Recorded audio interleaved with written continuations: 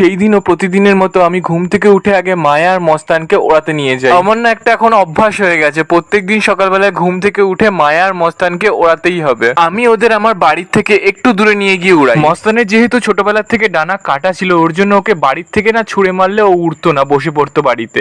এর জন্যই আমি ওকে একটু দূরে দূরে নিয়ে গিয়ে উড়াই, যাতে ওর ওড়াটা ও ভালোভাবে ধরে নিতে পারে। আর সত্যি কথা বলতে গেলে ও কিন্তু এই কয়দিনে ওর ওড়াটা ভালোই ধরে নিতে পেরেছিল।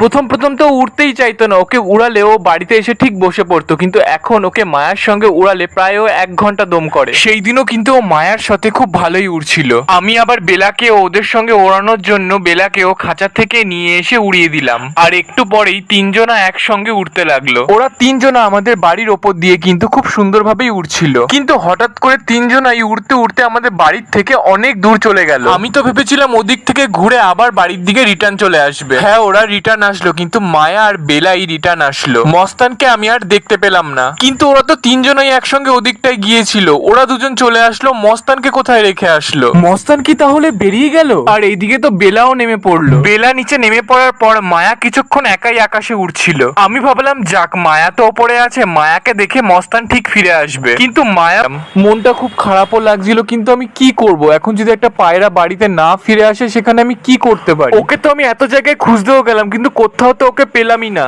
আর এইদিকে এখন বিকেল 4টে বাজে, আমার সকাল থেকে খাওয়া দাওয়া স্নান কিচ্ছু হয়নি, আর আমার পায়রাদেরও এখনো খেতে দেওয়া হয়নি, তাই ওদেরও আমি খেতে দিয়ে দিলাম। সবাইকে তো খেতে দিয়ে দিলাম, কিন্তু এখানে তো মস্তানই নেই। সত্যি মস্তানকে ছাড়া খাঁচাটা পুরো ফাঁকা ফাঁকা লাগছে। বাট এখন কি আর করার, যে যাবে তাকে তো আর আটকানো যায় না।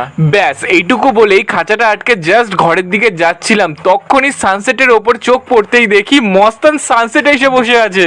মানে আমি তো জাস্ট অবাক। একটু আগেও কিন্তু আমি পায়রাদের খেতে দেওয়ার সময় আমি এদিকটা তাকিয়েছিলাম, কিন্তু তখন কিন্তু আমি সানসেটে কাউকেই দেখতে পাইনি। মস্তান মনে হয় এই মাত্রই ফিরে আসলো। আমি তো মস্তানকে দেখে সেদিনকে ভীষণ ভীষণ ভীষণ খুশি হয়েছিলাম। মানে আমি সারাদিন পুরো কালনা চষে ফেলেছি ওকে খোঁজার জন্য, আর ও বিকেল বেলায় নিজেই বাড়িতে ফিরে এসেছে। আমি আবার মস্তানকে দেখে তাড়াতাড়ি করে খাঁচার থেকে রানীকে নিয়ে এসে বাইরে ছেড়ে দিলাম, যাতে রানীকে দেখে তাড়াতাড়ি করে মস্তান নিচে নেমে আসে। রানীকে দেখে তো মস্তান রীতিমতো ডাকা শুরু করে দিয়েছিল। যাই হোক, একটু পরেই রানীকে দেখে মস্তান নিচে নেমে আসলো। সত্যি মস্তান যে সেদিনকে বাড়িতে ফিরে আসবে সেটা আমি কখনো ভাবতেই পারিনি। তার উপরে সেদিনকে যা ঝড় বৃষ্টিটা হয়েছিল, আমি তো আশা ছেড়েই দিয়েছিলাম পুরো, কিন্তু মস্তান ফাইনালি বাড়ি ফিরেছে। আমার যে কি আনন্দ হচ্ছে এখন তোমাদের যে কিভাবে বোঝাবো।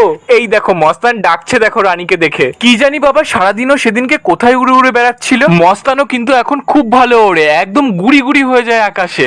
যাক, দিন শেষে আমার মস্তানটা ফিরে এসেছে, আমি এতেই খুশি। সত্যি মস্তান যদি ফিরে না আসতো না, তাহলে আমার এই অ্যালমন্ড কালারের গিরিবাজ পায়রা আবার খুঁজে পাওয়া খুব কষ্টের হয়ে যেত। যাই হোক, মস্তান তো খাঁচায় ঢুকে গেল। বেলার জোড়া দিয়ে ওদের থেকে অ্যালমন্ড কালার রাজশাহী বাচ্চা তুলবো। তোমরা সবাই জানো আমার আনকমন কালার পায়রা, মানে যেসব কালার পায়রা সচরাচর অত দেখা যায় না, সেই সব কালার পায়রা আমার কতটা পছন্দের। এই almond colour, light biscuit colour, light বালি কালার, টাইগার কালার, এগুলো আমার ভীষণ পছন্দের কালার। আর এই কালার গুলো যদি রাজশাহী পায়রাদের মধ্যে হয়, তাহলে তো আর কোনো কথাই নেই। আমি তো পুরো পাগল হয়ে যাই ওইসব পায়রাগুলোকে দেখলে। আর এখন আমার খাঁচায় যেই পায়রাগুলো দেখছো, এই পায়রাগুলো কিন্তু আমাকে প্রচুর কষ্ট করে প্রচুর খুঁজে খুঁজে এদিক ওদিক থেকে কালেক্ট করতে হয়েছে, তাই এদের মধ্যে একটাও হারিয়ে গেলে আমার কিন্তু খুব কষ্ট লাগে। আমি কিন্তু পায়রা কেনার বিষয়ে ভীষণ খুঁতখুঁতে। আমি র্যান্ডমলি কিন্তু সচরাচর কোনো পায়রা কিনি না, যতক্ষণ না আমার সেই পায়রাটার কালার, বাজি কিংবা ওরা পছন্দ হচ্ছে। মানে সেই পায়রাটার মধ্যে আনকমন কালার বা আমার পছন্দের কালার থাকতে হবে, আর সঙ্গে বাজি ওরাও ভালো পরিমাণে থাকতে হবে, তাহলেই আমি সেই পায়রা কিনি। যাই হোক, তোমরা সবাই প্রে করো আমি যাতে মস্তানের সাথে বেলার জোড়া দিয়ে ওদের থেকে অ্যালমন্ড কালার রাজশাহী বাচ্চা তুলতে পারি, আর সেই ব্রিডটাকে যাতে অনেক আগিয়ে নিয়ে যেতে পারি।